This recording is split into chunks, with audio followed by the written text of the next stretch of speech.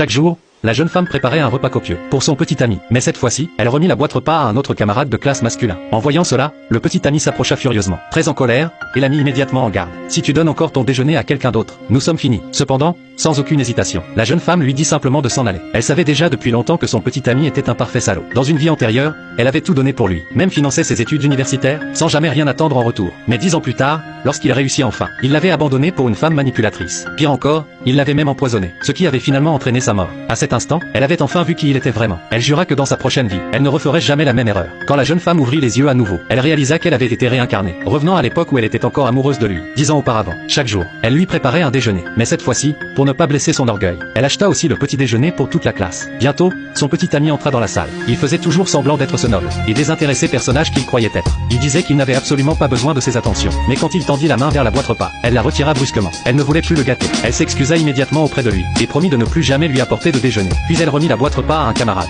assis à l'arrière de la classe. Son petit ami n'était pas content de cela et revint encore une fois exiger son attention, lui ordonnant de ne pas impliquer d'autres personnes. Mais la jeune femme tint bon. À ce moment-là, une fille jalouse qui aimait secrètement le petit ami lui apporta 2 bols de soupe. Le petit ami, habitué au déjeuner raffiné, eut du mal à avaler cette soupe, mais il se força à la terminer, en pensant qu'il pourrait ainsi séduire la fille. Pourtant, celle-ci ne lui prêta aucune attention. L'après-midi après l'école, une pluie torrentielle commença à tomber. Le petit ami sortit également de l'école, pensant qu'elle l'attendait avec un parapluie. Mais la jeune femme se retourna et le donna à un autre camarade à la place. Puis elle monta dans une voiture avec son chauffeur, laissant son petit ami seul sous la pluie. Quand elle rentra chez elle, le majordome demanda immédiatement: pourquoi tu ne l'as pas amené seul? La jeune femme répondit froidement qu'elle ne voulait plus être avec lui. Mais le majordome et le chauffeur, tous deux des parents du petit ami, continuaient à le vanter devant elle, prétendant qu'ils agissaient seulement dans son intérêt. La jeune femme n'avait aucun intérêt à les écouter et leur dit clairement qu'il n'avait aucun droit d'interférer dans sa vie. Le chauffeur, contrarié, menaça de rapporter la situation à son père pour qu'il la punisse. Mais la jeune femme, impassible, révéla qu'elle était en visioconférence depuis tout à l'heure et que son père avait entendu chaque mot. Immédiatement, le chauffeur tomba à genoux pour s'excuser et son père, furieux de la façon dont sa fille avait été traitée, lui ordonna sur le champ d'être licencié. À cet instant précis, la fille du majordome arriva et demanda pourquoi la jeune femme harcelait ses parents. Sans hésiter,